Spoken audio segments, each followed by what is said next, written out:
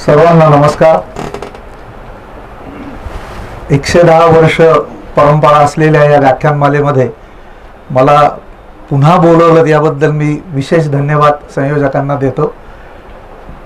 मागच्या वेळी मी आलो होतो त्यावेळेला सहकारी बँकिंग आणि त्याच्या पुढची आव्हानं असा एक मर्यादित विषय होता. आजचा विषय जो आहे तो बदलतं बँकिंग आणि ग्राहक साक्षरता. त्यामुळे आजच्या विषयाची व्याप्ती ही खूप मोठी आहे. सुदैवाने आज छत्रपती संभाजी महाराजांची तारखेनी जयंती आहे. शस्त्र आणि शास्त्र या दोन्ही माध्यमातून लोकसाक्षर ज्यांनी केली अशा छत्रपती संभाजी महाराजांना देखील आज अभिवादन करूया. आणि त्यांचा जो काही त्यांनी आपल्याला जो आदर्श घालून दिलेला आहे त्या दृष्टीने मला वाटतं बँकिंग साक्षरता हा आजचा जो विषय आहे तो मी मांडण्याचा प्रयत्न करणार. दोन विषय आहेत, बदलतं बँकिंग पण आहे आणि ग्राहक साक्षरता देखील आहे. दोन्ही विषयांचं कॉम्बिनेशन मला करायचं आहे. त्याचबरोबर असलेला श्रोतूवर्ग जो आहे तोही विचारात घेऊन तांत्रिक गोष्टी जास्तीत जास्त मला टाळायच्या आहेत. कारण तांत्रिक संकल्पना मी जर सांगत बसलो तर मला वाटतं की आपल्याला त्याच्यामध्ये अडचणी जास्त येतील. मुळात बँकिंग आपण शब्द अनेक वेळाला ऐकतो, पण हे नेमका शब्द कुठनं आलाय तर हा शब्द आला इटलीमधनं. बँकिंग याचा अर्थ बेंच किंवा एखादं बाकडं. म्हणजे बँकिंगची खरी सुरुवात जी झालेली आहे ही इटलीमध्ये एका बाकड्यावरती नाण्यांच्या देवाणघेवाणीमधनं सुरुवात झालेली आहे. त्यानंतर आपल्याला माहिती आहे की लौकिक अर्थाने पहिली बँक ही 1157 साली इटली येथे स्थापन झाली, बँक ऑफ व्हेनिस नावाने. म्हणजे पहिलं जागतिक स्तरावरती जे लौकिक अर्थाने बँकिंग आपण म्हणतो हे बँकिंग तिथं सुरू झालं. भारतामध्ये ब्रिटिश राजवटीत आपल्याकडे बँकिंग सुरू झालं. बँक ऑफ हिंदुस्तान नावाची पहिली बँक आपल्याकडे आली. त्याच्यानंतर प्रेसिडेन्सी बँक आपल्याकडे आल्या. बँक ऑफ बेंगॉल असेल, बँक ऑफ बॉम्बे असेल, बँक ऑफ मद्रास असेल. कारण त्यावेळेला प्रांतवार रचना होती त्यामुळे ब्रिटिश राज्यामध्ये अशा त्या बँका होत्या. त्यानंतर त्या तिन्ही बँकाचं एकत्रीकरण झालं आणि एक इम्पिरियल नावाची बँक अस्तित्वात आली. आणि आज आपण जी स्टेट बँक ऑफ इंडिया ओळखतो ती मूळ इम्पिरियल बँक आहे. आणि त्या इम्पिरियल बँकेचं 1955 साली स्टेट बँकेमध्ये तिचं रूपांतर झालं. स्टेट बँकेचे 8 सहयोगी बँका होत्या, त्याही नंतर 2017ला विलिनीकरण झालं. मला मुद्दाम हे पार्श्वभूमी सांगण्याचा उद्देश माझा हा आहे की आमच्याकडं मुळातच बँकिंग जे सुरू झालं ते खाजगी स्वरूपात बँकिंग सुरू झालं. कारण बँक ऑफ हिंदुस्तान जी सुरू झाली होती ही खाजगी बँक होती. अलेक्झांडर अँड कंपनी नावाची कंपनी होती आणि ह्या कंपनीला बँकिंग परवाना त्यावेळेला दिलेला होता. आज रिझर्व्ह बँक ऑफ इंडिया जे काम करते तेच थोडं फार काम ते करत होते. किंबहुना चलनी नोटा देखील ती बँक काढत होती. त्यामुळं खाजगी स्वरूपातलं सुरू झालेलं बँकिंग नंतर आमचं परत प्रेसिडेन्सी किंवा राष्ट्रीयकृत स्वरूपाचं झालेलं बँकिंग पुन्हा आता आम्ही 1969ला पुन्हा राष्ट्रीयकरण केलं आणि 2000 आमचं 1991 नंतर आम्ही ग्लोबलायझेशनच्या वातावरणात आलो. LPG नावाचं धोरण आपण स्वीकारलं, लिबरलायझेशन, प्रायव्हेटायझेशन आणि ग्लोबलायझेशन. आणि आता आपण पुन्हा खाजगीकरणाकडे चाललेलो. त्यामुळे हा बदलत्या बँकिंगचा जर आलेख आपण पाहिला तर आपल्याला लक्षात येईल की खाजगी सरकारी, परत खाजगी सरकारी आणि पुन्हा आता खाजगीकडे.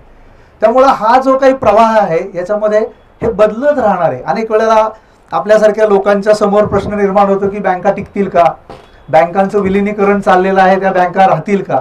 तर मला वाटतं ही प्रक्रिया चालू राहणार आहे. ही पहिल्यापासून आता 1157 सालापासून सुरू असलेली प्रक्रिया आज 2026 सालापर्यंत जरी असली तरी देखील ही चालू राहणार आहे. बँका नक्कीच टिकणार आहेत. पण बँकांचं जे काही आता आपल्याला अस्तित्व आहे हे जसं अस्तित्व आहे तसं ग्राहकाला देखील साक्षर होणं खूप महत्त्वाचं आहे. कारण या बदलत्या बँकिंगमध्ये बँकिंग टर्मिनॉलॉजीज बदलत चाललेल्या आहेत, बँकिंग ऑपरेशन्स बदलत चाललेले आहेत. जुनं आमचं जे काही बँकिंग होतं हे बँकिंग आमचं काय होतं तर आमचं लेजर स्वरूपातलं बँकिंग होतं. आम्हाला रांगा लावायला लागत होत्या. आम्हाला एखाद दिवशी जर सुट्टी आली बँकेची तर आम्ही आदल्या दिवशी जाऊन पैसे काढून आणत होतो. आज 4-4 दिवस सुट्टी आली तरी ATMला गर्दी नसते कारण आता ऑनलाईन बँकिंग झालेलं आहे. त्यामुळे या बदलत्या बँकिंगमध्ये आम्ही बदलणं गरजेचं आहे. आम्ही जर बदललो नाहीत, आम्ही आमच्यामध्ये जर साक्षरता आणली नाही तर आपण ह्या बँकिंगच्या प्रवाहामध्ये राहू का हाही प्रश्न आहे. कारण बँकिंग आज ही आपली अपरिहार्य गोष्ट आहे. बँकिंग हा ऑप्शन राहिलेला नाही आहे. आपल्याला बँकिंगची गरज आहे. त्यामुळे आपल्याला ह्या बँकिंग सिस्टीममध्ये आपणच जास्तीत जास्त माहिती करून घेणं आवश्यक आहे. आज अनेक ठिकाणी आपण बघतो की बँका अनेक नवीन नवीन प्रॉडक्ट्स मार्केटमध्ये आणत असतात. डिजिटल प्रॉडक्ट्स आणतात, नवीन स्कीम आणतात, इतर गोष्टी आणतात.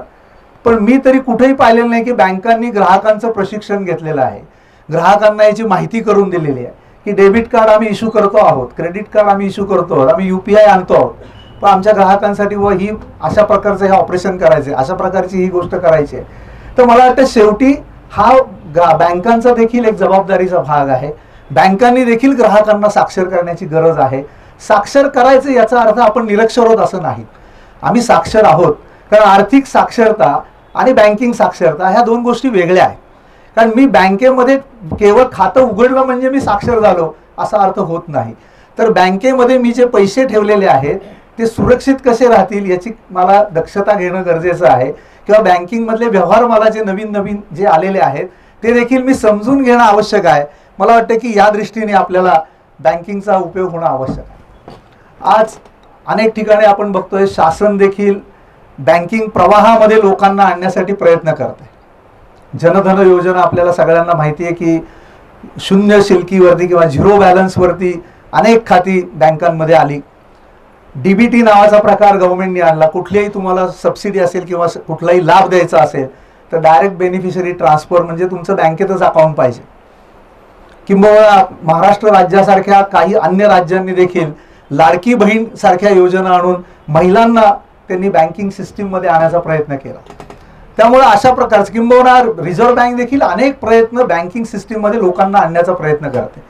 दुर्दैवाने आजही आपल्याकडे बँकिंग सिस्टीममध्ये न आलेली लोकसंख्या बऱ्यापैकी आहे. त्यामुळे त्या लोकसंख्येला देखील आणण्याची गरज आहे. रिझर्व्ह बँकेने सांगितलं की बँकिंग करस्पॉन्डंट नावाची आम्ही योजना आणतो. तुमच्या तिथं आमचा करस्पॉन्डंट येईल किंवा तो प्रतिनिधी येईल आणि तेही करेल.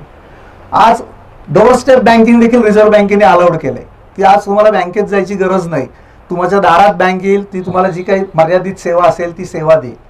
अशा प्रकारच्या बँकिंग मधल्या ज्या काही गोष्टी आहेत ह्या रिझर्व्ह बँक देखील एका बाजूने प्रयत्न करते की अनेक लोकसंख्या जी आज वंचित आहे बँकिंग पासून ही बँकिंग सिस्टीम मध्ये आली पाहिजे.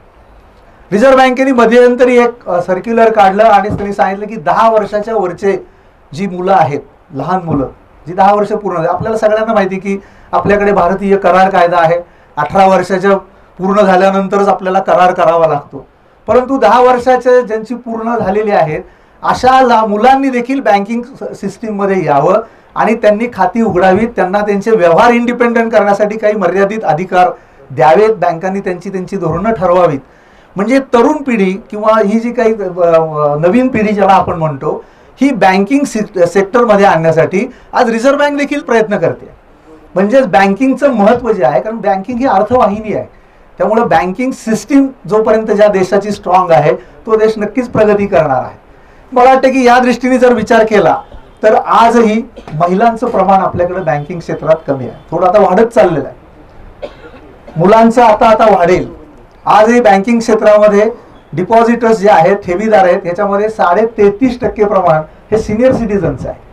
म्हणजे जे रिस्क कमी घ्यायचे अशा ठिकाणी बँकिंगमध्ये जाणारी जी मंडळी आहेत ती सिनियर सिटीजन त्याच्यामध्ये आहे. त्यामुळे तरुण वर्ग हा बँकिंगकडे फारसा येत नाहीये किंवा तो अन्य गुंतवणुकीकडे जातोय. पण बँकिंग सिस्टीमचा वापर ते करतायत. कारण त्यांना म्युच्युअल फंडात गुंतवणूक करायची असेल, शेअर मार्केटमध्ये गुंतवणूक करायची असेल तर बँकिंग हे माध्यम त्यांना वापरावंच लागतं.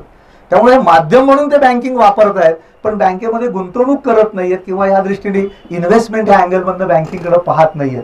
त्यामुळे या दृष्टीने देखील ही टेक्नॉलॉजी आल्यामुळे आता कदाचित तरुण वर्ग जो आहे हा बँकिंगकडे आकृष्ट होईल आणि हे जसजसं बदलेल तसं आपल्याला देखील हे बदलावं लागणार आहे. थोडक्यात आपण जर विचार केला तर फिजिकल प्लॅटफॉर्मवरनं आपण डिजिटल प्लॅटफॉर्मवरती आता येऊन पोचलेलो आहोत. आपल्याला सगळं जे काय आहे ते डिजिटल आता आहे. त्यामुळे आपण बदलणं आवश्यक आहे. आपल्यासाठी बँकिंग बदलणार नाही. जर आपल्याला बँकिंगमध्ये व्यवहार करायचे असतील तर ती सतर्कता, ती सजगता किंवा ती साक्षरता ही आता आपल्याला स्वतःहून ती शिकली पाहिजे. कारण बँकेमध्ये ज्या वेळेला मी एखादी गुंतवणूक करतो त्यावेळेला बँकेला मी दिलेलं असुरक्षित कर्ज आहे. तुम्ही कुठल्या तरी बँकेमध्ये जेव्हा डिपॉझिट ठेवता त्यावेळेला त्या बँकेला सांगता का की साहेब मी तुमच्याकडे 10 लाखाचं डिपॉझिट ठेवतोय, तुमची ती बिल्डिंग दिसते त्याच्यावर माझा जरा फ्लोटिंग चार्ज लावून ठेवा किंवा तुमचं फर्निचर आहे त्याच्यावरती माझा जरा हायपोथिकेशन डीड मला करून द्या. तुम्ही नाही ना सांगत, पण बँक कर्ज देताना सगळं बांधून घेते, जामीनदार घेते, कर्ज सिक्युरिटी घेते, सगळं देते. बँकिंग हा विश्वासावर चालते. बँक हा ट्रस्ट आहे. ट्रस्ट आपण म्हणतो म्हणजे विश्वास आहे. आम्ही विश्वासावरती बँकेत पैसे ठेवतो. आम्हाला मान्य आहे की आम्हाला 5 लाखापर्यंत डिपॉझिट इन्शुरन्सचं कव्हरेज आहे, परंतु मी जेव्हा 10 लाख ठेवतो, 15 लाख ठेवतो, त्यावेळेला ही एक प्रकारची असुरक्षित ठेव मी बँकेला दिलेली आहे. बँक माझी कर्जदार आहे, मी बँकेला असुरक्षित कर्ज दिलेलं आहे. Unsecured loan given to the bank, हे त्याच्यामध्ये मला वाटतं की आपण जेव्हा एखादी इन्व्हेस्टमेंट करतो बँकेमध्ये, त्यावेळेला ही सायकॉलॉजी आपल्याला डेव्हलप करायला पाहिजे की मी बँकेत पैसे ठेवतो म्हणजे मी आंधळेपणाने ठेवायचे का, मी कुणीतरी सांगतोय म्हणून ठेवायचे का, कुणीतरी मला म्हणलं की नाही ही बँक खूप चांगली आहे म्हणून आपण ठेवायचे का, हाही विचार केला पाहिजे. कुठेतरी माझं मी बघितलं पाहिजे, माझे मी स्वतःमध्ये त्या गोष्टीची माहिती घेतली पाहिजे. आणि ह्या दृष्टीने मला वाटतं की आपण या बँकिंगची साक्षरता नेमकी काय आहे ही आपण थोडीशी बघण्याचा प्रयत्न करू. पण बँकिंग बदलत चाललंय त्याच्यावर आपण जर बोलायचं म्हटलं तर तो विषय खूप मोठा आहे. एक साधारण तुम्हाला पार्श्वभूमी कळावी, कल्पना यावी म्हणून हे बदलतं बँकिंग काय हे मी तुम्हाला सांगितलं. मुळात बँकेमध्ये आपण ज्या वेळेला ठेवीदार किंवा ग्राहक म्हणून ज्या वेळेला विचार करतो, त्यावेळेला बँकेचा ग्राहक हा 3 प्रकारचा असतो. म्हणजे आपण कुठल्या तरी एका प्रकारात किंवा 2 प्रकारात किंवा आपण 3ही प्रकारामध्ये मोडत असतो. पहिला जो प्रकार असतो तो ठेवीदार म्हणून असतो. ही बँकेत फक्त ठेव ठेवायची, बाकी मला काही त्या बँकेत मला कर्ज काढायचं नाही किंवा बँकेच्या इतर ज्या फॅसिलिटीज आहेत किंवा इतर ज्या सर्व्हिसेस आहेत त्या मला काहीही घ्यायच्या नाहीत, फक्त मला बँकेत पैसे ठेवायचे. दुसरा एक वर्ग असतो ग्राहकांचा, तो असतो कर्जदार. त्याला फक्त कर्जाची गरज असते, तर कर्जामध्ये त्याला इंटरेस्ट असतो की बँक काय रेटनी देणार, कधी देणार, काय सिक्युरिटी घेऊन देणार, किती दिवसात देणार, एवढा इंटरेस्ट त्याला असतो. आणि तिसरा जो आपला ग्राहक प्रकार आहे हा आहे फक्त अदर सर्व्हिसेस घेणार. तो म्हणतो मला तुमच्याकडे ठेवही ठेवायची नाही आहे, मला तुमचं कर्जही नको आहे, पण तुमची बँक जी आहे ही टेक्नॉलॉजीनी खूप अपग्रेड आहे, मला त्या टेक्नॉलॉजीचा फायदा घ्यायचा आहे. मला फक्त डिजिटल प्रॉडक्ट्स तुमचे काय आहेत तेवढेच मला पाहिजे, मला बाकी काही नको. तुमचं डेबिट कार्ड आहे का द्या, तुमचं UPI आहे का तेवढं द्या, किंवा इतर काही तुमचे इतर प्रॉडक्ट काय असतील तर त्याच्यात मला इंटरेस्ट आहे. त्यामुळे मला वाटतं की आपण कुठल्या कॅटेगरीमध्ये ग्राहक म्हणून सुरुवातीला आहोत हे आपण मला वाटतं पहिल्यांदा आपण आधी ओळखून घेतलं पाहिजे की मी ग्राहक आहे, पण मी ठेवीदार म्हणून आहे, मी कर्जदार म्हणून आहे, का मग इतर सेवा घेण्याचा ग्राहक आहे. आता हे ज्या वेळेला मी म्हणतो त्यावेळेला ठेवीदार म्हणून सुद्धा मला 2 प्रकार करावे लागतात. एक जो ठेवीदारांचा प्रकार आहे तो आहे बचत करणारा, म्हणजे त्याला फक्त बचत करायची, सेव्हिंग. त्याला इंटरेस्ट नाही, तुमची इंटरेस्ट रेट काय बदलतात त्याच्याशी त्याला काहीही कर्तव्य नाही. माझं काहीतरी एक उद्दिष्ट असतं आणि या उद्दिष्टाच्या पोटी मी तुमच्याकडे पैसे सेव्हिंग करत असतो. माझं लक्षही नसतं काही की सेव्हिंगमध्ये किती बॅलन्स झालाय. आज बँकांमधली लोक असतील तर सांगतील, अनेक ठिकाणी अनेक बँकांमध्ये सेव्हिंगमध्ये पैसे पडून असतात, करंटला देखील पैसे पडून असतात. त्यांना त्याचं काहीही त्याच्याशी हे नसतं. त्यांचं फक्त एकच उद्देश असतं की मला 1-2 महिन्यांनी, 4 महिन्यांनी, 6 महिन्यांनी पैसे लागणार आहेत, त्यावेळेला मला पैसे पाहिजे. त्याला इंटरेस्ट काय मिळतं याच्याशी मला काही कर्तव्य नसतं. आणि दुसरा वर्ग असतो तो इन्व्हेस्टर, तो गुंतवणूक करणारा असतो आणि तो इंटरेस्टवरच जास्त लक्ष दिलेला असतो. इंटरेस्ट सेन्सिटिव्ह आपण म्हणतो, तो प्रत्येक वेळेला बँकेत आला की इंटरेस्ट रेट तुमचे काय बदलत आहेत, काय फ्लक्च्युएट होत आहेत, मला काय फायदा मिळेल. व्याजदर बदलला की तो म्हणतो साहेब प्रीमॅच्युअर करू का, मला रिइन्व्हेस्ट करू का, मला काय फायदा होतोय बघूया. त्यामुळे अशा प्रकारचा जो आहे हा इन्व्हेस्टर. त्यामुळे या दृष्टीने देखील मी स्वतः आधी विचार केला पाहिजे की मी इन्व्हेस्टर आहे का मी सेव्हिंग डिपॉझिटर आहे. मी जर सेव्हिंग डिपॉझिटर असेल तर मी काय केलं पाहिजे, मी इन्व्हेस्टर असेल तर माझा रोल काय असला पाहिजे. तर मला वाटतं की या गोष्टी आपल्याला बघणं आवश्यक आहे. दुसरी सगळ्यात महत्वाची जी गोष्ट आहे की ज्या मर्यादा आहेत की रिझर्व्ह बँक ऑफ इंडिया आपल्या बँकांवरती नियंत्रण करते. सहकारी बँकांवर दुहेरी नियंत्रण आहे, तो भाग वेगळा, परंतु आता खऱ्या अर्थाने रिझर्व्ह बँकच सहकारी बँकांची खरी नियंत्रक झालेली आहे. रिझर्व्ह बँक ह्या बँकांची इन्स्पेक्शन करते, तपासणी करते, पण रिझर्व्ह बँक असं सांगते की आम्ही तपासणी केली तरी आम्ही त्या बँकेला दिलेली ग्रेड आहे, त्याला जे रेटिंग दिलेलं आहे हे आम्ही जाहीर करणार नाही, हे आम्ही सांगणार नाही. ज्या वेळेला रिझर्व्ह बँकेचा इन्स्पेक्शनचा रिपोर्ट हा ज्या वेळेला बँकांना येतो त्यावेळेला तो कॉन्फिडेन्शियल असतो आणि त्यामध्ये स्ट्रिक्टली लिहिलेलं असतं की ही ग्रेड तुम्ही कुठेही डिस्क्लोज करायची नाही. आम्ही डिस्क्लोज काय करतो तर आमचा वैधानिक लेखापरीक्षक जो आहे, स्टॅट्युटरी ऑडिटर जो आहे, जो शासनाच्या नामतालिकेतनं आलेला असतो किंवा सहकार खात्याच्या ह्याच्यातनं आलेला असतो, त्यांनी दिलेला वर्ग आम्ही डिक्लेअर करतो. अ वर्ग आहे का, ब वर्ग आहे का, क वर्ग आहे. परंतु रिझर्व्ह बँक ऑफ इंडिया आम्हाला स्ट्रिक्ट सांगते की आम्हाला डिक्लेअर करायचं नाही. मग आता आम्ही कसं ओळखायचं की बँक चांगली आहे का वाईट आहे, जर आम्हाला रिझर्व्ह बँक काहीच सांगत नाही. पण रिझर्व्ह बँक काय सांगते, आम्ही हे डायरेक्ट जरी सांगत नसलो तरी आता आम्ही तुम्हाला अप्रत्यक्षरित्या हिंट द्यायला सुरुवात केलेली आहे. 2023 साली रिझर्व्ह बँकेने सगळ्याच बँकांसाठी, अगदी कमर्शियल बँका असतील, प्रायव्हेट सेक्टरमधल्या बँका असतील, या सगळ्याच बँकांसाठी डिस्क्लोजर नॉर्म्स आणलेले आहेत. आणि डिस्क्लोजर नॉर्म्स आणताना त्यांनी तुमचे आर्थिक प्रमाणकं जाहीर करायला सांगितले. त्यात कुठेही नाव येणार नाही, पण प्रमाणकं जाहीर करायला सांगितले. आणि या प्रमाणकाच्या वरनं आपल्याला कळू शकतं, कारण ही प्रमाणकं डिस्क्लोज होणार आहेत, ते पब्लिक डॉक्युमेंट आहे, प्रत्येक बँकेच्या अहवालामध्ये ते छापलं जाणार आहे. आणि बॅलन्स शीट P&L जे आहे हे प्रत्येक बँकेचं पब्लिक डॉक्युमेंट आहे. तुम्ही ठेवीदार असा नसा, वेबसाईटवर तुम्हाला ते बघायला मिळतं, तुम्ही बघू शकता. रिझर्व्ह बँकेने हा त्याच्यामध्ये आता बदल केलेला आहे. मला वाटतं ही गोष्ट आता आपण बघितली पाहिजे की रिझर्व्ह बँक सांगते तुम्ही त्यांचा CRAR बघा, तो कशा पद्धतीने आहे तो बघा, CRAR मध्ये मुवमेंट काय आहे ती बघा, त्याच्यानंतर नेट NPA पर्सेंटेज आहे ते बघा. म्हणजे अशा काही तांत्रिक गोष्टी त्यांनी सांगितलेल्या आहेत की ह्या गोष्टी तुम्ही बघा. आता रिझर्व्ह बँकेच्या हे पण लक्षात आलं की तांत्रिक गोष्टी ज्या आहेत या ग्राहकाला कदाचित लक्षात येणार नाही. त्याला CRAR माहित नाहीये, NPA काय माहित नाहीये, मी सामान्य माणूस आहे, मला काही माहित नाहीये. रिझर्व्ह बँक म्हणते ठीक आहे, हे तुम्हाला लक्षात येत नसेल तर आम्ही अजून काही सोपी गोष्टी तुम्हाला बँकांना डिक्लेअर करायला सांगू. रिझर्व्ह बँक म्हणते त्या बँकेने जोखीम किती घेतलेली आहे, कारण बँकिंग बिझनेस हा जोखमीचा व्यवसाय आहे, रिस्क घेतलेली बँकेने. एक उदाहरण तुम्हाला मी देतो, तुम्ही उत्तर द्या. समजा एखादी बोट आहे आणि ह्या बोटीची कॅपॅसिटी 100 लोकांची आहे आणि 100 लोक त्या बोटीमध्ये बसताना जर ती स्कॅटर्ड होऊन बसणं आणि एकाच बाजूला 40 लोक आणि दुसऱ्या बाजूला 60 लोक बसणं काय धोकादायक आहे. पसरून सगळे एक एक बसले, एक एक ठराविक सगळ्या कॉर्नरला जी काय जागा आहे त्याच्याप्रमाणे जर बसले तर ती एक बोट, आणि दुसरी बोटही 100चीच आहे, पण त्या 100च्या कॅपॅसिटीमध्ये त्या बोटीमध्ये 40 लोकच फक्त एका बाजूला बसलेत आणि 60 लोक एका बाजूला बसलेले. जोखीम कॉन्सन्ट्रेशन, ज्याला रिझर्व्ह बँक बँकिंग परिभाषेमध्ये रिस्क कॉन्सन्ट्रेशन म्हणतात, की जोखमीचं केंद्रीकरण बँकेचं कुठं आहे.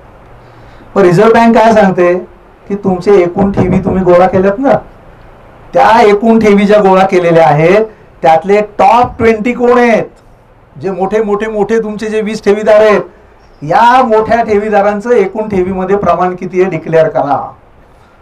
म्हणजे रिस्क किती घेतली आहे. उद्या जर बँकेवरती रन आला आणि या 20 लोकांनी ठेवी काढून नेल्या तर बँकेची लिक्विडिटी राहणार का, बँकेचं तरलता राहील का, बँकेचा SLR राहील का, राहणार नाही, बँक अडचणीत येणार. मग हे जेवढं प्रमाण कमी असेल तेवढी ती बँक चांगली. पुढे जाऊन रिझर्व्ह बँक काय सांगते, रिझर्व्ह बँक सांगते टॉप 20 बॉरोवर्स तुमचे कर्जदार आहेत ना, मग एकूण 20 पहिले कर्जदार मोठे मोठे 20 कर्जदार आहेत, याचं एकूण कर्जामध्ये पर्सेंटेज किती आहे बघा. ते किती जास्त असेल तर ती बँक रिस्की आहे. NPA किंवा बाकीच्या भाषेत आपण बोललो तर एकूण NPA मध्ये टॉप 20 तुमचे किती NPA अकाउंट होल्डर्स आहेत, त्याची रक्कम किती अडकलेली, तिथं नावं कुणाची येणार नाहीत, पर्सेंटेज येणार. समजा एखाद्या बँकेचं टॉप 20 NPA अकाउंट्स मध्ये 35, 40, 50% असतील तर नक्कीच ती बँक अडचणीत येणार आहे. एखाद्याचे टॉप 20 डिपॉझिटर्स 30% असतील तर ती बँक अडचणीत येणारच आहे कधी ना कधीतरी. त्यामुळे हे रिझर्व्ह बँक सांगते आपल्याला हे की तुम्ही हे तर बघा, बाकी तुम्ही नका बघू पर्सेंटेज काय आहे, प्रमाणक काय आहेत, काही बघू नका, रिस्क किती घेतली हे बघा. त्याच्याही पुढे आता रिझर्व्ह बँक जाऊन सांगते की कस्टमर क्वालिटी काय ती बघा, कस्टमर कंप्लेंट्स त्यांच्या किती आहेत त्याचं डिस्क्लोजर आपल्याला द्यायला लागतं. एखाद्या बँकेला दंड बसला असेल तर कोणत्या कारणासाठी बसला तेही ते बँकेला डिस्क्लोज करायला लागतं. एखाद्या बँकेत फ्रॉड झाला असेल तर तो फ्रॉडचंही काय आहे तेही बँकेला डिस्क्लोज करायला लागतं. आता तर अजून सोपं केलंय रिझर्व्ह बँकेने. 1 एप्रिल 2026 पासून रिझर्व्ह बँकेने अजून सोपं केलं. तुम्हाला माहिती आहे आम्हाला विमा संरक्षण आहे, आम्हाला 5 लाखापर्यंत विमा संरक्षण आहे. हे विमा संरक्षणासाठी आम्हाला रिझर्व्ह बँकेकडे प्रत्येक DICGC जी आहे याच्याकडे प्रत्येक बँकेला प्रीमियम भरावा लागतो. तुम्ही इन्शुरन्स सगळं तुम्हाला माहिती, इन्शुरन्स काढला तर आपल्याला प्रीमियम भरायला लागतो, तसं बँकेला देखील प्रीमियम भरायला लागतो. 100 रुपयाला 12 पैसे हा रेट त्याचा आहे की 100 रुपये जर ठेव असेल तर 12 पैसे तुम्ही प्रीमियम भरायचं. आता रिझर्व्ह बँक काय म्हणते की आता आम्ही एक काम करणार आहोत की आम्ही बक्षीस योजना देणार आहोत, इन्सेंटिव्ह बेसवर देणार, की ज्यांचं रेटिंग चांगलं आहे, ज्यांनी 25 वर्ष खूप चांगल्या पद्धतीने काम केलेलं आहे अशा ज्या बँका आमच्या दृष्टीने समाधानकारक आहेत त्यांना आम्ही प्रीमियमचा रेट कमी करणार आहोत. म्हणजे अगदी 75% कमी करू, 50% कमी करू, 25% कमी करू, अशा प्रकारचं त्यांनी आता रिझर्व्ह बँकेने ठरवलेलं आहे. मला वाटतं की हा देखील जे प्रीमियम भरलेली रक्कम आहे याचं देखील तुलना केली आपण की गेल्या वर्षी किती होता, या वर्षी किती आहे, आपोआप कळेल आपल्याला. गेल्या वर्षी प्रीमियमची रक्कम यांचं डिपॉझिट वाढलं होतं तर एवढा होता, आता डिपॉझिट वाढून देखील प्रीमियमची रक्कम खूप कमी झालेली आहे. म्हणजे बँक स्ट्रॉंग आहे. या अर्थी रिझर्व्ह बँकेने रेटिंग चांगलं दिलेलं आहे. म्हणजे आपल्याकडे पूर्वी एक हे असायची बघा, गोष्ट असायची की पोपट मेलाय सांगायचं नाही, पण अशी काही लक्षणं सांगायची की आपल्याला कळतं पोपट मेलाय. तो पाणी पित नाही, चोच हलवत नाही, हालचाल करत नाही. तसं रिझर्व्ह बँक सांगते. आम्ही सांगणार नाही पोपट मेलाय, पण आम्ही लक्षणं सांगणार पोपट मेल्याची. तुम्ही ओळखायचं पोपट मेलाय का नाही ते. त्यामुळे ही लक्षणं आता रिझर्व्ह बँकेने आपल्याला सांगितलेली आहे. त्यामुळे बँक सिलेक्ट करायची असताना आपल्याला नेमकं आपल्याला काय पाहिजे. मुळात इन्व्हेस्टमेंट करताना आम्ही बऱ्याच वेळेला ब्लाइंडली इन्व्हेस्टमेंट करतो. आमच्यापेक्षा आमचा शेजाऱ्यावर फार भरोसा असतो. तो सांगतोय त्याच्यावर आम्ही बघतो. आमचा उद्देश काय आहे, आमची गरज काय आहे, मला खरंच पैसे त्या कोणत्या कालावधीसाठी लागणार आहेत, मला कुठल्या डिपॉझिट स्कीममध्ये ते पैसे ठेवले तर उपयोगी आहेत, मला 5 वर्षांनी लागणार आहेत का, 3 वर्षांनी लागणार आहेत का. अनेक वेळेला काय होतं, बँक सांगते नाही हो साहेब ठेवा ना 7 वर्षाला, आता परत रेट ठीक आहे ना, पण माझी गरजच 3 वर्षांनी असेल तर मग परत प्री मॅच्युअर करायचं का, मी त्याच्यावर लोन काढायचं का. म्हणजे ह्याही गोष्टी मला विचार केल्या पाहिजे. शेवटी आपण 3 गोष्टी कायम बँकेत इन्व्हेस्टमेंट करताना महत्त्वाच्या बघतो. सगळ्यात पहिली गोष्ट सुरक्षा. मला पैसे जे आहेत ते सुरक्षित राहिले पाहिजेत ह्याच्याबद्दलची गॅरंटी मी पाहतो. दुसरी गोष्ट पाहतो तरलता. मला जेव्हा पाहिजे तेव्हा ते पैसे मला मिळाले पाहिजे. बँक जरी मुदत ठेवी स्वरूपात पैसे घेत असली तरी बँकिंगची व्याख्या जर तुम्ही बघितली तर ती खूप गमतीशीर व्याख्या आहे. बँकिंगची व्याख्या काय आहे, कर्ज आणि गुंतवणुकीसाठी कोणत्याही क्षणी म्हणजे किंवा मागता क्षणी परत देण्याच्या अटीवर ठेवी गोळा करणे. डिपॉझिटरनी 7 वर्ष, 5 वर्ष, 10 वर्ष मुदतीने जरी पैसे ठेवले असले तरी डिपॉझिटरला हा अधिकार आहे प्री मॅच्युरिटी डिपॉझिट घेण्याचा. भले तुमचं व्याजाचं नुकसान होईल पण तुमचा हा अधिकार आहे. त्यामुळे या दृष्टीने देखील आपण विचार केला पाहिजे. दुसरी गोष्ट, आलेले 100 रुपये बँक स्वतःकडे ठेवते का, हाही ग्राहकांनी विचार केला. अनेक वेळेला काही त्याच्यामधनं रुमर्स येतात, कुणीतरी काहीतरी सोशल मीडियामधनं काही बातम्या येतात आणि आपण रन करतो, आम्हाला पैसे द्या, आम्हाला पैसे द्या.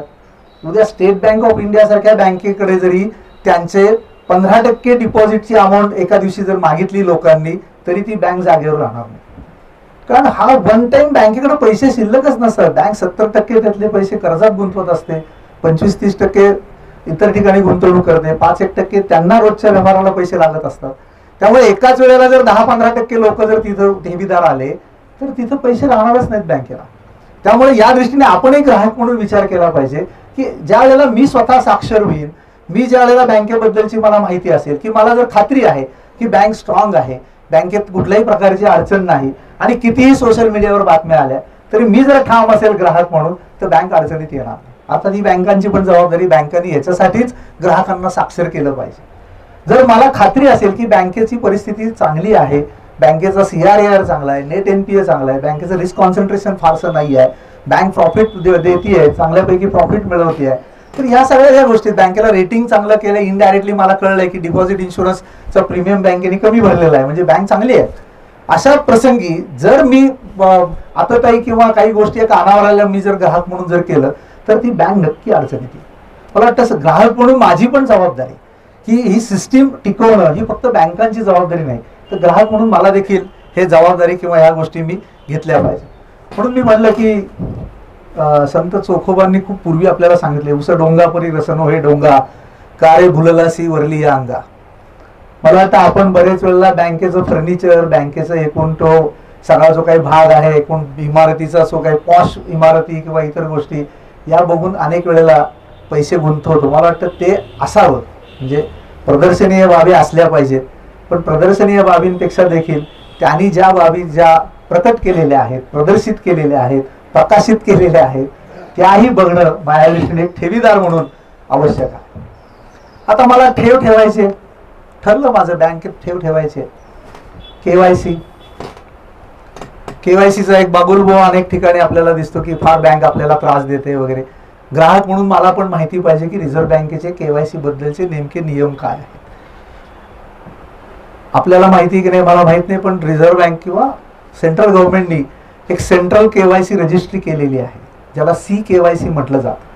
तुम्ही जर CKYC केली असेल, तुमची जर सेंट्रलाइज केवायसी रजिस्टर झाली असेल, तर तुम्हाला प्रत्येक ठिकाणी वेगळी पुन्हा केवायसी द्यायची गरज नाही. तुमचा एक 14 डिजिटचा नंबर जो असतो तो युनिक नंबर तयार होतो आणि तो नंबर हे डाउनलोड करून तुम्ही ती केवायसी देऊ शकता. त्याचबरोबर बँकांना त्यांनी सांगितलंय की प्रत्येक कस्टमरला तुम्ही युनिक कस्टमर ID दिला पाहिजे आणि प्रत्येक कस्टमरचं तुम्ही रिस्क कॅटेगरी करा. प्रत्येक कस्टमरला एक जोखीम तुम्ही द्या. हा कस्टमर जो आहे हा हाय रिस्की आहे, हा मिडल किंवा मॉडरेट रिस्क मध्ये आहे का हा लो रिस्क मध्ये आहे. त्यामुळे केवायसी अपडेशन हा जो काही भाग आहे, हा केवायसी अपडेशनचा भाग देखील तुमच्या रिस्क कॅटेगरीवरती आहे. तुम्ही जर हाय रिस्क मध्ये असाल तर तुम्हाला दर 2 वर्षांनी केवायसी अपडेट करायला लागेल. पण तुम्ही लो रिस्क मध्ये असाल तर तुम्हाला 7 ते 10 वर्ष तुम्हाला केवायसी अपडेट करायची गरज नाही. बँकेचं धोरण जर तशी असतील तर. अनेक ठिकाणी केवायसीचे चुकीचे मेसेज येतात, अनेक ठिकाणी केवायसी साठी लिंक केल्या जातात, अनेक ठिकाणी मोबाईलवर फोन येतात. खरं म्हणजे कोणतीही बँक अशा प्रकारचे मेसेजेस पाठवत नाही, कोणतीही बँक अशा प्रकारचे ईमेल पाठवत नाही. तुम्ही तुमच्या पासबुकामध्ये देखील बँकेकडनं माझ्या केवायसीची अपडेशनची तारीख काय ही देखील तुम्ही माहिती घेऊ शकता. तुम्ही सांगू शकता पासबुक किंवा बँकेतनं तुम्ही माहिती घ्या. जर तुम्हाला उद्या सांगितले की तुमची केवायसी 2030 साली रिन्यू होणार आहे, हे जर तुम्हाला माहिती आहे तर आलेला मेसेज फेक आहे हे 100% आहे. आज अनेक लोक फसतायत. केवायसीचे डॉक्युमेंट देताना देखील काळजी घ्या. ती काळजी खूप घेणं आवश्यक आहे. झेरॉक्स, मला वाटतं की तुम्ही लोक सिनेमे बघत असाल, म्हणजे मला माहित नाही, पण दाक्षिणात्य सिनेमे काही काही खरंच चांगले असतात. एक मल्याळम सिनेमा आहे ऑपरेशन जावा म्हणून, नसेल पाहिला तर बघा. किती साध्या साध्या गोष्टींमधनं फ्रॉड्स होत असतात आणि किती आपण अडकतो. तुम्ही कुठल्या तरी हॉटेलमध्ये जाता, तुम्ही जेवण वगैरे केलं की तो हॉटेलचा वेटर येतो किंवा तो मॅनेजर येतो, साहेब आमच्या फीडबॅक लिहून द्या. मग फीडबॅकमध्ये आम्ही आमचं पूर्ण नाव, साहेब तुमचा ईमेल ID द्या, तुमची डेट ऑफ बर्थ द्या, तुमच्या वाढदिवसाला आम्हाला शुभेच्छा द्यायला आम्ही आमची डेट ऑफ बर्थ देतो, आमचा ईमेल ID देतो, मोबाईल नंबर देतो. काय द्यायचं राहिलं मग तुमचं आता? अरे असे कागद गोळा केले जातात. ते दाखवले त्या सिनेमात. खरंच खूप छान सिनेमा आहे तो, की आपण किती बारीक ठिकाणी कुठेही गेलो तरी तुम्ही आधी, आता बऱ्याच वेळेला महिला सोनं खरेदीला जातात, गाडगिळांकडे गेले तर तिथं लगेच फीडबॅक फॉर्म असतो की तुमचं साहेब तुमच्या वाढदिवसाला आमच्या शुभेच्छा येतील. आम्हाला केवढं वाटतं गाडगिळांनी आमच्याकडनं फीडबॅक फॉर्म घेतला, गाडगिळांचा मेसेज आला, पण तो गाडगिळांचा मेसेज 1-2 वर्ष येतो. त्यांनी जे गोळा करून ठेवलेले कागद आहेत ते कुठं जातं तुम्हाला काय माहिती. आणि त्या कागदाच्या आधारावरती अनेक ठिकाणी डुप्लिकेट पेपर्स तयार केले जातात, डुप्लिकेट आधार कार्ड तयार केले जातात, पॅन कार्ड तयार केली जातात आणि तुमची बोगस अकाउंट तुमच्या नावची उघडली जातात.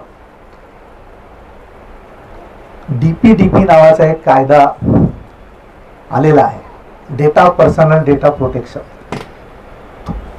तुम्ही जी बँकांकडे माहिती देता त्या माहितीचे मालक तुम्ही आहात.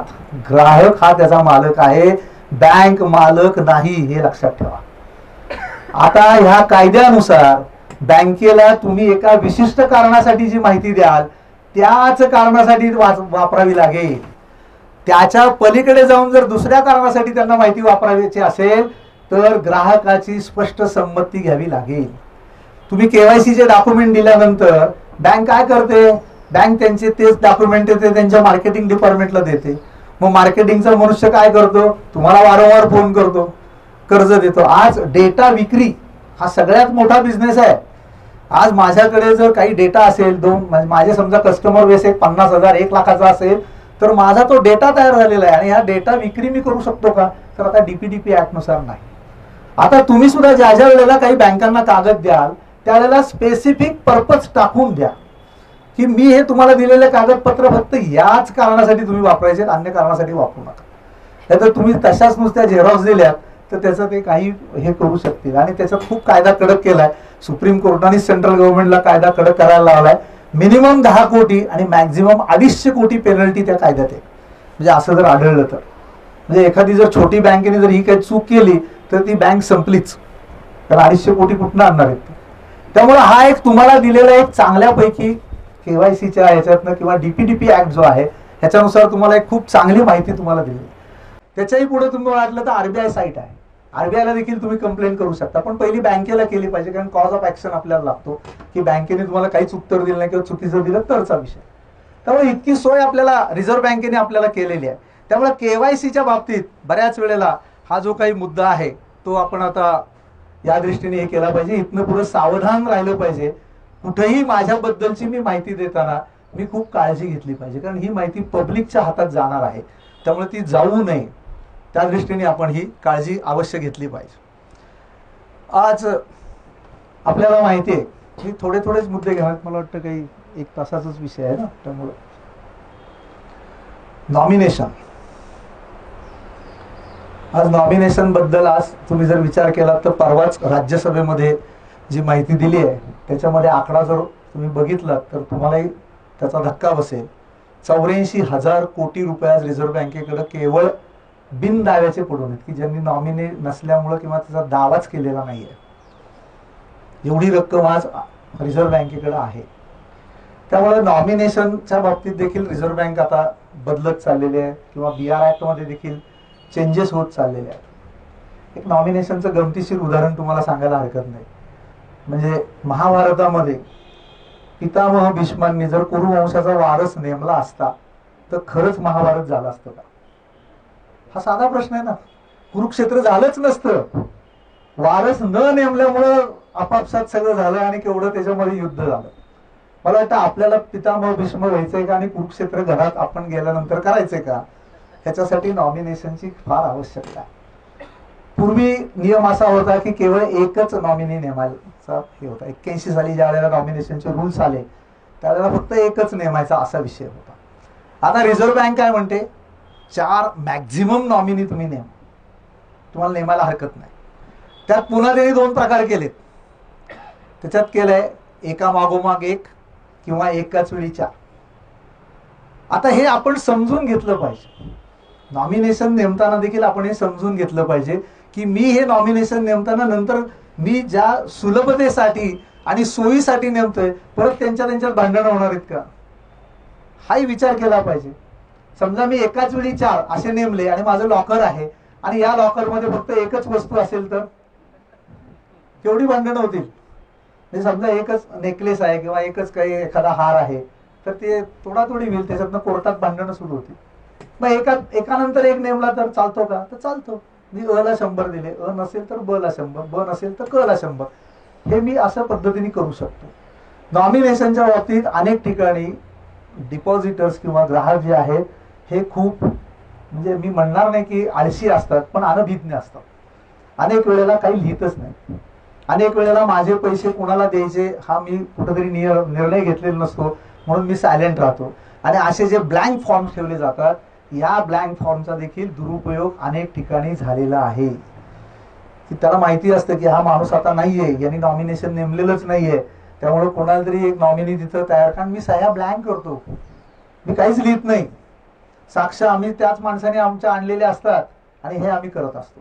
त्यामुळे मला वाटतं की नॉमिनेशनच्या बाबतीत देखील आपण या गोष्टी पूर्ण फॉर्म भरला पाहिजे, त्याच्यावर सह्या घ्या. मी तर म्हणेन त्याची झेरॉक्स काढून घ्या. नॉमिनेशन केल्यानंतर बँकांना त्याची पोच देणं देखील बंधनकारक आहे. इव्हन नॉमिनेशन रजिस्टर झालं असेल तर नाव लिहू नका, पण तुमच्या एफडीच्या पावतीवर किंवा पासबुकावरती तिथं मारून घ्या की नॉमिनेशन रजिस्टर, कारण नॉमिनेशनचं रजिस्टर हे बँकांना ठेवावं लागतं. नॉमिनी बदलता येतो, चेंज करता येतो, कारण नॉमिनी हा काही वारसदार नाहीये, तो तुमचा लिगल हेअर नाहीये, तो ट्रस्टी आहे. त्यामुळे त्या दृष्टीने तुम्ही चेंज करू शकता. तुमच्या स्वकष्टाधीन असेल तर तुम्ही बदलू शकता, पण जेव्हा तुम्ही बदल कराल त्यावेळेला तुम्ही ह्या गोष्टी करा. कारण अनेक ठिकाणी नॉमिनीच्या प्रॉब्लेममुळे आज अनेक ठिकाणी क्लेम्स पडलेले आहेत. कारण रिझर्व्ह बँकेने काय सांगितलंय की तुमचं नॉमिनेशन जर प्रॉपर असेल आणि तुमच्या मृत्यूनंतर किंवा तुमच्या याच्यानंतर जर कागदपत्र जर प्रॉपर सगळी बँकेकडे जर दिली गेली तर बँकांवर बंधन घातलेलं आहे की 15 दिवसात तो क्लेम त्यांनी सेटल केला पाहिजे. त्यांच्यावर बंधन आहे. आरबीआय विचारते प्रत्येक इन्स्पेक्शन मध्ये की तुमचे आम्हाला रिपोर्ट द्या. त्यामुळे या दृष्टीने रिझर्व्ह बँक एका बाजूला आपल्या दृष्टीने या गोष्टी करत असताना आपली पण ग्राहक म्हणून जबाबदारी आहे की बाबा आपणही सतर्क राहिलं पाहिजे, कारण ह्याचा गैरफायदा कोणी घेता कामा नये. याही गोष्टी आपण, या बारीक बारीक गोष्टी असतात, पण आपण अनेक वेळेला या सोडतो किंवा दुर्लक्ष करतो. तर याही गोष्टी आपण त्याच्यामध्ये केल्या पाहिजे. दुसरी गोष्ट ठेव विमा आहे. आपल्याला विमा माहिती आहे 5 लाखाचा आहे. विमा आपल्याला काय आहे की सेम नेम सेम कॅपॅसिटी, म्हणजे एकच नाव आणि तीच कक्षा असेल तर तुम्हाला विम्याची रक्कम 5 लाख मिळणार. आपल्या कुटुंबामधली जर काही 3 माणसं असतील, 4 माणसं असतील, समजा मला एकाच बँकेबद्दलचं प्रेम आहे किंवा माझे संबंध आहेत, तर मी पैसे वाढवू शकतो ना. मी त्या सेम नेम कॅपॅसिटीच्या मध्ये जर मी काही चेंजेस केले तर मी ती रक्कम वाढवू शकतो आणि माझा एक त्याच्यामध्ये माझी जी काय आहे त्या गोष्टी बघू शकतो. किंवा बँकेने ठेव विमा जो आहे त्याचा प्रीमियम भरलाय का नाही याची देखील खात्री तुम्हाला करता येऊ शकते. रिझर्व्ह बँकेचं बंधन आहे, प्रत्येक बँकेने प्रीमियम भरल्याची पावती ही दर्शनी भागामध्ये प्रत्येक शाखेमध्ये लावली पाहिजे. नसेल तर ग्राहक म्हणून विचारलं पाहिजे प्रीमियम भरलाय का हो तुम्ही, आम्हाला दाखवा पावती कुठे. कारण आम्ही बरेच वेळा आमचे हक्कच आम्हाला माहिती नाही, आम्हाला कळतच नाही की आम्हाला काय काय अधिकार आहेत, त्यामुळे आम्ही विचारलं पाहिजे. तुम्हाला कल्पना आहे की नाही मला माहित नाही, रिझर्व्ह बँक किती ग्राहकांसाठी गोष्टी करते. म्हणजे त्यांचं म्हणणं आहे की एखाद्याला जर अधोदृष्टी असेल तरी देखील बहिर्गोल भिंग हे बँकेमध्ये असलं पाहिजे. हे रिझर्व्ह बँकेचं सर्क्युलर आहे, सांगते की ते तुम्ही ठेवा, त्याला दिसलं पाहिजे. किंवा स्टेअरकेस नसेल तरी म्हणते की एखादी बाजू तुम्ही जर पायऱ्या असतील तर कडेनी धरून जाण्यासाठी दिव्यांग माणसाला तिथं पोहोचता आलं पाहिजे अशा पद्धतीची व्यवस्था तुमची आहे की नाही. समजा एटीएम तुमचं आहे आणि दिव्यांग माणसाला जाता येते की नाही तिथं, हे देखील रिझर्व्ह बँक त्यांच्या इन्स्पेक्शन मध्ये बघते आणि त्यांची ही सर्क्युलर्स आहे. त्यामुळे ग्राहक म्हणून माझ्यासाठी रिझर्व्ह बँक करते, शासन करते. रिझर्व्ह बँकेने अनेक कमिट्या नेमल्यात, गोईपूर यासारखी कमिटी पण नेमलेली आहे, पूर्वी नेमली होती, तेही आज आपल्याला माहिती आहे, अनेक चालू आहेत. किंवा कस्टमर सर्व्हिसचं ऑडिट देखील अनेक ठिकाणी केलं जातं. तर मला वाटतं की हे एका बाजूनी सगळं होतंय, पण दुसऱ्या बाजूनी मी देखील काही गोष्टी ग्राहक म्हणून जे आहे हे माझं देखील एक जबाबदारी आहे. कारण शेवटी पैसे माझे आहेत. वामनराव पै म्हणतात ना, तूच तुझ्या जीवनाचा शिल्पकार, तसा मीच माझ्या पैशाचा राखणदार असं म्हटलं पाहिजे. पैसे मीच माझे स्वतः जपले पाहिजे. शेवटी नुकसान माझं होणार आहे, कुणाचं होणार नाही आहे. त्यामुळे या गोष्टी आपण बघितल्या पाहिजेत किंवा या गोष्टी आपण केल्या पाहिजेत. त्यामुळे नॉमिनेशनच्या बाबतीत देखील आपण काळजी घ्या. नसेल तर हे करा, त्याचं रेकॉर्ड प्रॉपर ठेवा. आणि अडचणी शेवटी आपल्याला आपल्यानंतर देखील जे काही हे आहेत, म्हणजे आपल्यानंतर आपल्या नावाने कुणी ओरडू नये असं जर वाटत असेल, ते आपण ऐकायला असणार नाही. परंतु जर असं वाटत असेल तर निदान आपण आपलं नॉमिनेशन जे आहे हे प्रॉपर करावं, असं माझी तुम्हाला हे आहे. आता हे ठेवीदारांचा जसा विषय आहे तसा अनेक ठिकाणी मी बघतो की कर्जदारांना वाटतं की बँकेचा काय आपला संबंध नाही. खरं म्हणजे माझं आजही म्हणणं आहे की बँकिंग मध्ये कर्जदारांनी देखील विचार केला पाहिजे. बँक निवडताना आपण बघतो की ठेवीदार म्हणून मी निवडताना विचार करतो की काय बघायचं काय नाही वगैरे. मी परवा पण उदाहरण दिलं होतं, पण आजही मी ते उदाहरण तुम्हाला द्यायला हरकत नाही की साक्षर कर्जदार कसा असावा ह्याचं तुम्हाला मी उदाहरण देतो. माझ्याकडे एकदा एक कर्जदार आले, त्यांनी माझ्याकडे फाईल दिली. त्यांचा एक प्रोजेक्ट फायनान्स होता आणि प्रोजेक्ट फायनान्सच्या दृष्टीने त्यांनी मला फाईल दिल्यानंतर मी त्यांचे सगळे कागदपत्र घेतले. त्यानंतर त्यांनी मला एक रिक्वेस्ट केली की सर माझी एक रिक्वेस्ट आहे, मला तुमच्या बँकेची 5 वर्षाची कागदपत्र द्या, तुमच्या बँकेचं बॅलन्स शीट द्या, तुमच्या बँकेचं P&L द्या. मी म्हटलं ठेवीदार मागतो, बँकेचं बॅलन्स शीट काय आहे, तुमचं हे काय आहे ते काय आहे. कर्जदार पहिल्यांदाच बघितला मी मागणारा. म्हटलं कशासाठी पाहिजे तुम्हाला. म्हणजे साहेब माझा जो व्यवसाय आहे हा पुढे अनेक वर्ष चालेल, 10 वर्ष चालेल, 15 वर्ष चालेल. 10 वर्ष व्यवसाय जो आहे हा व्यवसाय ज्या वेळेला करेन त्यावेळेला तुमची बँक माझी गरज भागवू शकणार आहे का. माझ्या व्यवसायाच्या गरजा, माझ्या वाढलेल्या व्यवसायाच्या गरजा ह्या तुमच्या बँकेला भागवता येतील का, तुमची परिस्थिती त्याप्रमाणे बदलणार आहे का. मला वाटतं की कर्जदार जो काही साक्षर आहे ते हे उदाहरण मी तुम्हाला सांगतो, कारण मी सांगितलेलं उदाहरण आहे पण परत मी सांगतोय. त्याचं कारण आहे की खरा साक्षीदार, खरा जो काही कर्जदार आहे हा साक्षर होणं देखील गरज आहे. ती गरज आहे. कर्जदाराला देखील बँकेच्या अपरिहार्यते कर्जदाराची म्हणून बँकेकडे जाऊ नका. कर्जदारांनी देखील बँकेच्या तिकडे जाताना मला खरंच कर्जाची किती गरज आहे, माझी काय कॅपॅसिटी आहे, माझं रिपेइंग कॅपॅसिटी खरंच आहे का. अनेक वेळेला कर्जदाराची किंवा याच्यामध्ये त्याला फार माहिती नसते. बँक सांगते की ठीक आहे हे चालेल ते चालेल. आपला आपण पण अभ्यास केला पाहिजे, कारण माझं शेवटी मी कर्ज फेडणार आहे आणि ह्या कर्जफेडीची माझी जबाबदारी आहे. या दृष्टीने मी पण त्याच्यामध्ये जबाबदारी घेतली पाहिजे. आज सिबिल सारखा विषय, तुमच्यापैकी किती जण स्वतःचं सिबिल स्वतः बघतात. पाहिलंय कधी सिबिल स्वतःच स्वतः. आजकाल लग्नामध्ये देखील माहिती आहे ना, जुळवताना लग्नपत्रिका, जन्मपत्रिका, त्याच्यावर म्हणतात सिबिल रिपोर्ट पण द्या. मध्यंतरी स्टेट बँक ऑफ इंडियामध्ये प्रमोशन एक्झाम मध्ये सिबिल रिपोर्टची अट होती. प्रमोशन नाकारलंय सिबिल रिपोर्ट, आणि कोर्टाने पण ते मान्य केलंय. म्हणजे कोर्टापर्यंत केस गेली होती, कोर्टाने सांगितलं बरोबर आहे, जो डिफॉल्टर आहे त्याला प्रमोशन देणं चुकीचं आहे. त्यामुळं सिबिल बघा. म्हणजे परवाही मी जोशी साहेब त्या परवाच्या कार्यक्रमात आणि घडलेली गोष्ट मी सांगितली की पुण्यामध्ये घर भाड्याने घ्यायचं असेल तरी सिबिल मागतो आता घर मालक. तो म्हणतो की तुमची आहे की नाही कॅपॅसिटी, नाही तर मी तुम्हाला भाड्याने द्यायचं, भाडंच यायचं नाही, मग कसं होणार. सिबिल बाबतीत आम्ही किती हे आहोत. मी एक उदाहरण तुम्हाला सांगतो की माझ्या एका मित्राचा मुलगा आहे, तो एकाला जामीन होता, IT इंजिनियर. ज्याला जामीन होता त्यांनी कर्ज OTS मध्ये बंद केले. याला पत्ताच नाही, त्यांनी OTS मध्ये बंद केले. एका कोऑपरेटिव्ह बँकेत तो जामीन होता. आणि याला जेव्हा हाऊसिंग लोन घ्यायचं होतं तो त्याला HDFC बँकेमध्ये, HDFC बँकेने सिबिल काढला. ते म्हणले अहो तुम्ही अमुक अमुक्याला जामीन होतात, ते कर्ज जे आहे त्याचा रिमार्क सेटल्ड म्हणून आलाय, त्यामुळं तुमचे सिबिलचे मार्क कमी झालेले आहेत, त्यामुळे आम्ही तुम्हाला कर्ज द्यायचं झालं तर इंटरेस्ट रेट जो आमचा आहे, तो जो प्राईम रेट आमचा जो आहे तो कमीचा, तो देणार नाही, तुम्हाला 2% एक्स्ट्रा द्यावा लागेल. तो माझ्याकडे आला तर म्हणलं असं असतं का. म्हणलं हो, जामीनदाराने जर शांत बसून राहिलं तर असंच होणार. म्हणलं तू बघायला पाहिजे ना, कारण कर्जदाराचं जसं सिबिल खराब होतं तसं जामीनदाराचंही सिबिल खराब होतं.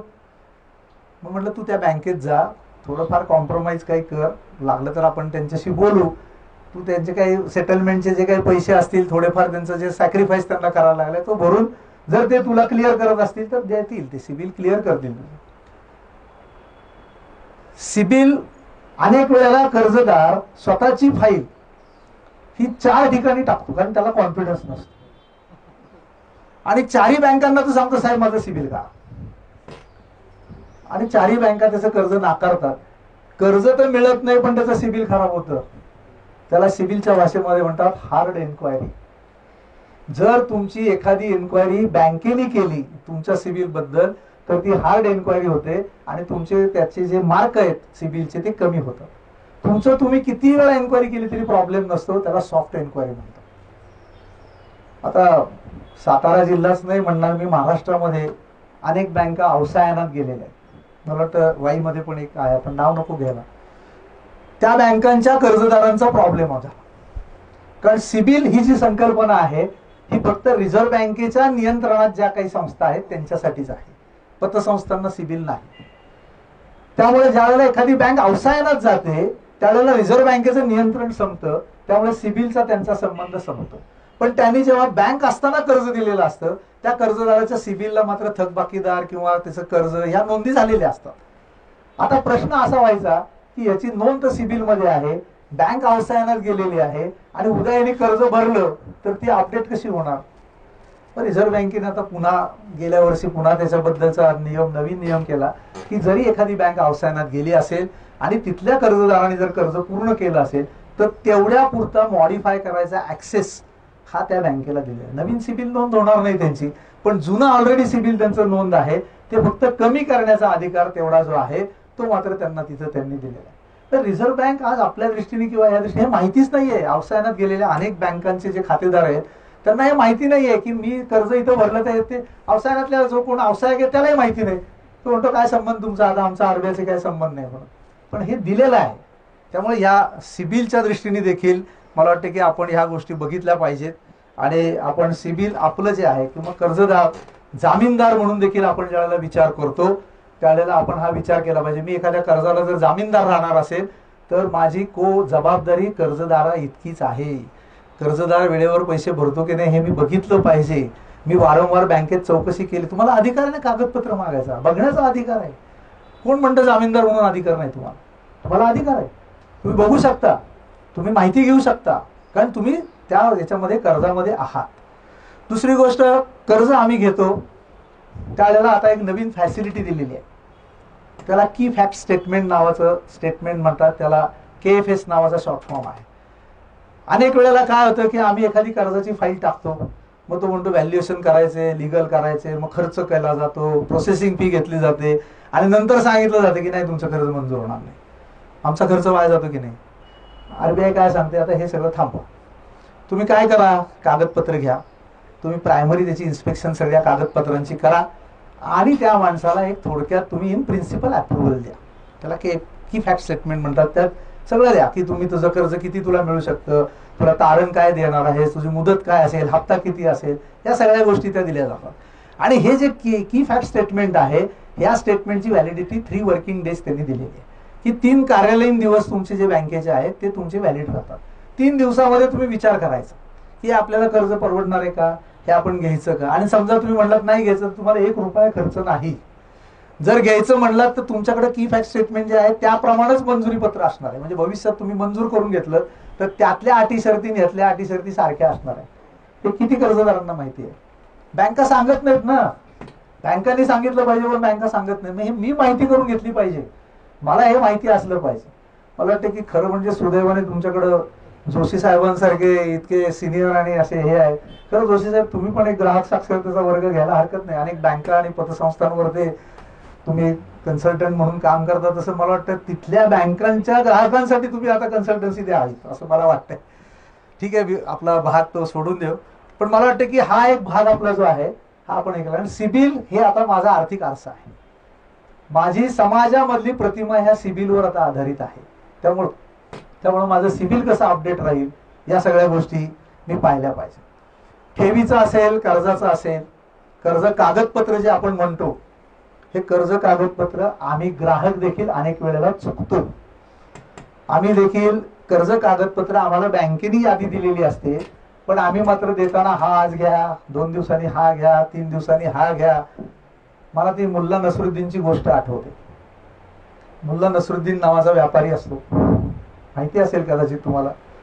आणि व्यापारानिमित्ताने तो बाहेर फिरत असतो. असाच तो बाहेर गेल्यानंतर 4 दिवसांनी तो, आपल्याला माहिती घरी आपण फोन करतो त्याप्रमाणे तो फोन करतो.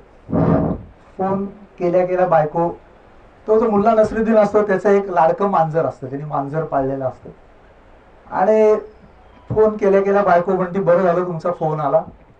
अहो 4 दिवसापूर्वी तुम्ही गावाला गेलात आणि ते मांजर छपरावर गेलं आणि तिथनं जे पडलं ते पाय त्याचा मोडला, ते सिरियसच आहे. आम्ही त्याच्यावर उपचार चालू आहेत आणि ते खूपच सिरियस झालेलं आहे. ह्याचं एक तर ते लाडकं मांजर असतं आणि तो असा हे होतो, अपसेट होतो आणि फोन ठेवून देतो.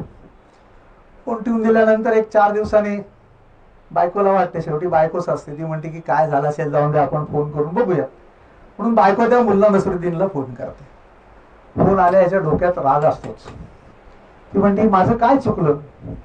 तो म्हणते, हे बघ, तुला माणसाची मानसिकता कळत नाही. तू पहिल्या दिवशी मला फोन करायचास आणि सांगायचंस की मांजर छपरावर गेलंय. दुसऱ्या दिवशी फोन करायचा, अहो ते छपरावर गेलं होतं पण ते वरनं पडलंय. तिसऱ्या दिवशी फोन करून सांगायचं की ते त्याचा पाय मोडलाय. असे 4-5 दिवस फोन केले असते तर माझी मानसिकता झाली असती की काहीतरी मांजराला झालेलं आहे. तर ती म्हणते ठीक आहे म्हणे, पुढच्या वेळापासून मी ही गोष्ट लक्षात ठेवली. मुल्ला नसरुद्दीनला लक्षात येतं, अरे फोन तर बायकोचा आलाय. मग तो बायकोला विचारतो, हे ठीक आहे, मी सगळं तुला सांगितलं, तू ठेवशील लक्षात, तू फोन का केला होता. ती म्हणते, बरं झालं तुम्ही मला आठवण केली, सासूबाई आत्ताच छपरावर गेल्या. त्यामुळे कागदपत्र आमच्या अशा स्टाईलनी देतो ना आम्ही, आज एक, उद्या एक, परवा एक, असं नका करू. आम्हाला एका यादीनुसार जर दिले तर 1 स्ट्रोक कागदपत्र आम्ही दिले पाहिजे. म्हणजे मग आमचं जे आम्हाला KFS जे मिळणार आहे ते आम्हाला इमिजिएट मिळेल. आणि मग आमच्या दृष्टीने आम्हाला बँकेबरोबरती आमचं, अहो कर्ज तुम्ही करार करता, काय काय सांगते रिझर्व्ह बँक आम्हाला. रिझर्व्ह बँकेने बँकांवर बंधन घातलंय की तुम्ही करारातलं सगळं वाचून दाखवा.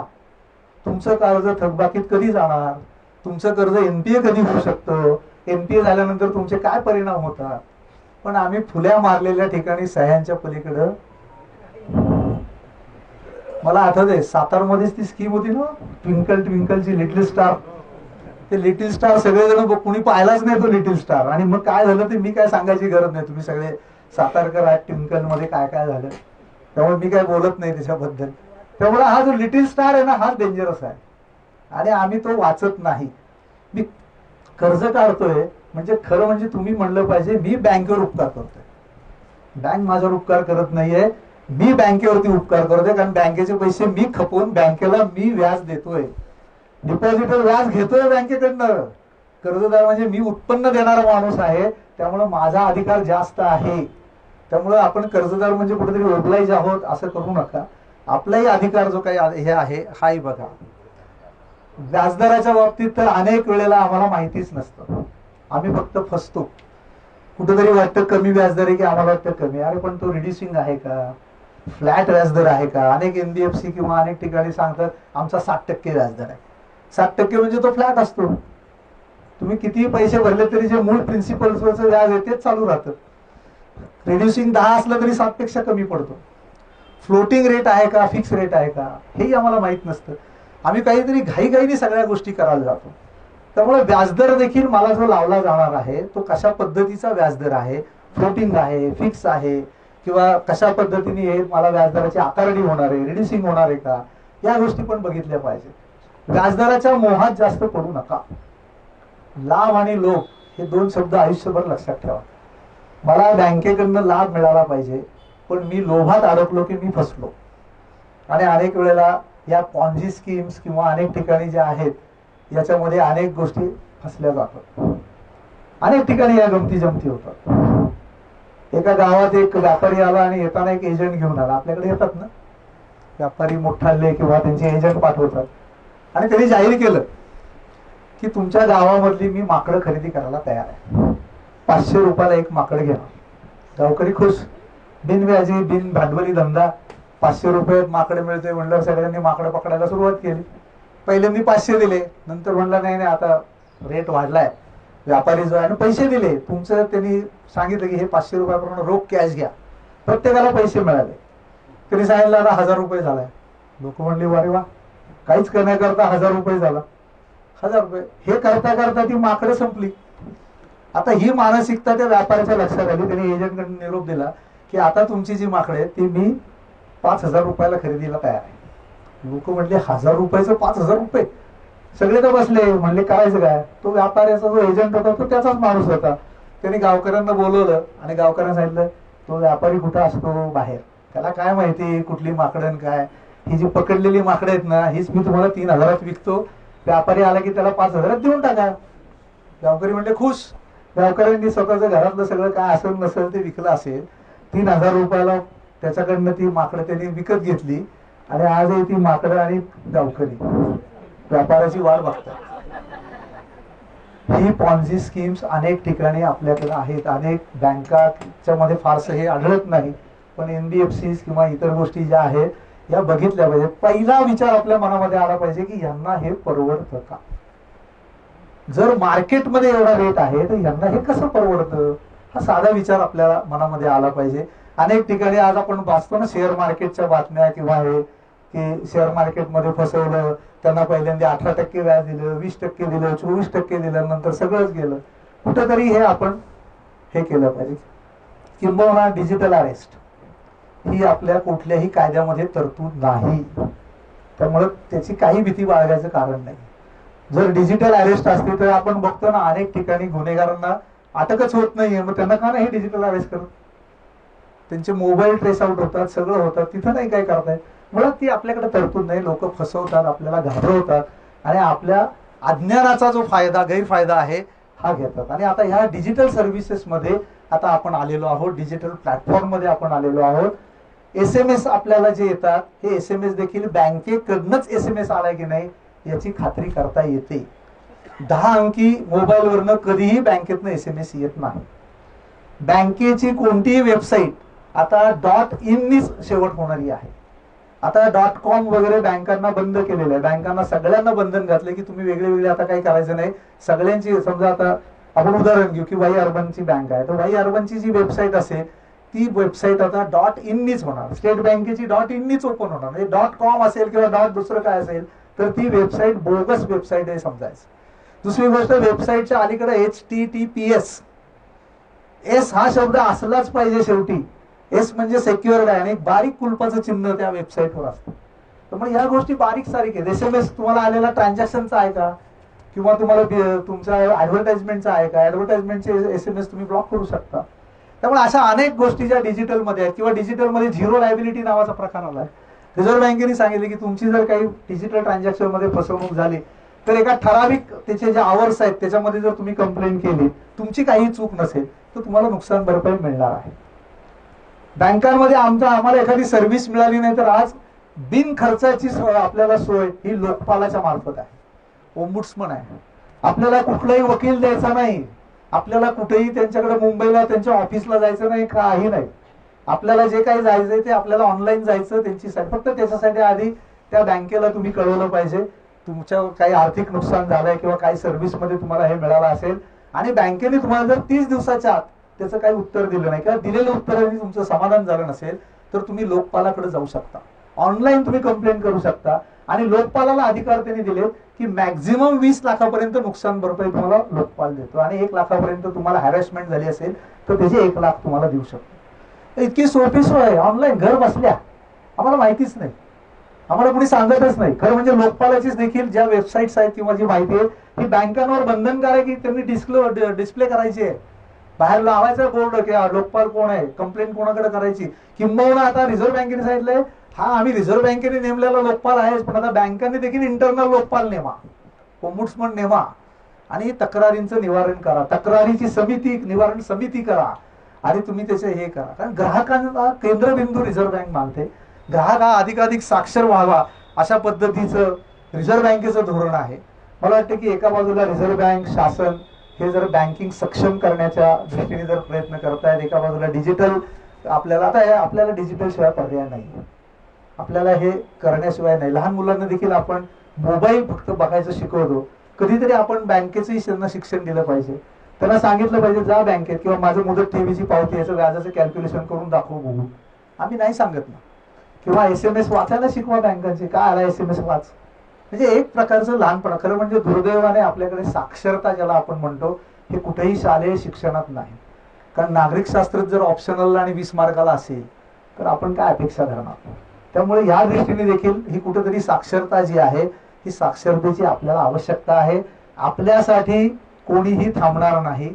आपल्याला जो बदल आहे या बदलाबरोबरच आपण देखील बदलणं आवश्यक आहे. मला वाटतं आपल्यामध्ये हे सगळं आहे, फक्त कुठेतरी आपल्याला ते जागरूक करायचे आणि स्वतःचं प्रतिबिंब म्हणून. शेवट मी तुम्हाला जाताना सांगतो की तुम्हाला सगळ्यांना गदिमांचं काव्य माहिती आहे. एका तळ्यात होती बदके, त्यामध्ये एक कुरूप बदक असतं आणि त्याच्यामध्ये एक न्यूनगंड असतो की मी कुरूप आहे, मी कुरूप आहे. पण ज्या वेळेला तो स्वतःचं प्रतिबिंब पाण्यामध्ये पाहतो त्यावेळेला त्याला वाटतं की मी कुरूप नाही, मी राजहंस आहे. मला वाटतं आपण ग्राहकांचे असंच झालं असावं की आम्ही आमचं कुठेतरी एक प्रतिबिंब आता पाहण्याची वेळ आलेली आहे. आम्ही आमच्यातली सक्षमता, आमच्यातली जागरूकता, आमच्यातली सजगता ही कुठेतरी प्रतिबिंबातनं पाहण्याची गरज आहे. आणि जर आपण स्वतः साक्षर झालो तर बँकिंग मध्ये कितीही बदल होऊन देत. कारण हे डिजिटल बँकिंग खूप सोपं आहे, सुरक्षित आहे. आज मला बँकेत कुठं जायला लागत नाही, कुठेही मला उन्हातानात जायला नको, लाईनीत उभं राहायला नको. मी घरात बसल्या बसल्या एका सेकंदात मला कुणाकडेही पैसे पाठवता येतात, कुणाकडनंही पैसे मला ऑनलाईन मिळू शकतात.